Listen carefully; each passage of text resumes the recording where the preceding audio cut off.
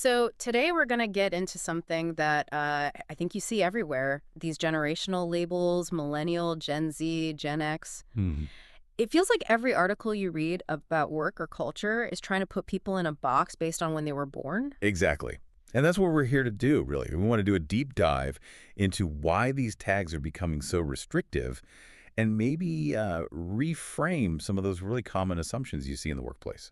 Right. And the conflict that just jumped out at me from the source material is this one simple question. Are we just overdoing it? Yeah. It feels less like a useful sociological tool and more like we're just creating new tribes. It really does. And the fascinating thing is we know it's a flawed idea when Yeah. we look at our own lives. I mean, think about it.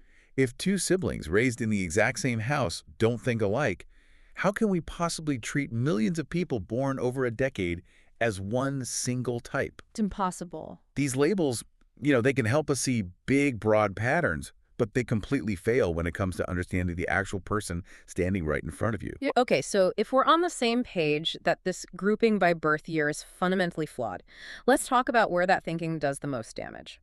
For me, it's in the workplace, Oh, for sure. specifically around this idea of commitment. It's this whole concept of making sacrifices versus setting boundaries. And that brings us right to that Adam Grant quote, which I Hmm. think just nails it. He basically challenges us saying, don't label a generation lazy because they're not willing to make the same sacrifices you did. That reframes everything. It does. And you see this in phenomena like quiet quitting. Yeah.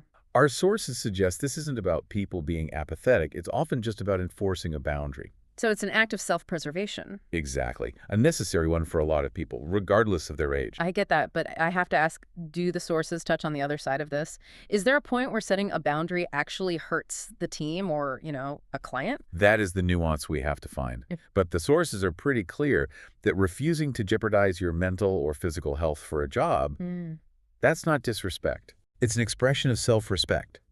And it forces us to stop seeing these boundaries as an attack on hustle culture. And start seeing them as what they are, an assertion of individual autonomy. So if we really want to bring the human element back into how we work and lead, we have to look past these birth year brackets. So what do we look at instead? We have to look at individual capacity. And this is where frameworks like StrengthsFinder are so important Okay. because they identify these universal talents, Mm-hmm. things like achiever or realtor, that exist across every single age group. It makes the birth year totally irrelevant to what a person can do. So we stop looking for some kind of mythical Gen Z strength or a millennial mindset. Yes. Yeah. And instead, we focus on real, measurable, individual human strengths. So what does this all mean for you listening to this?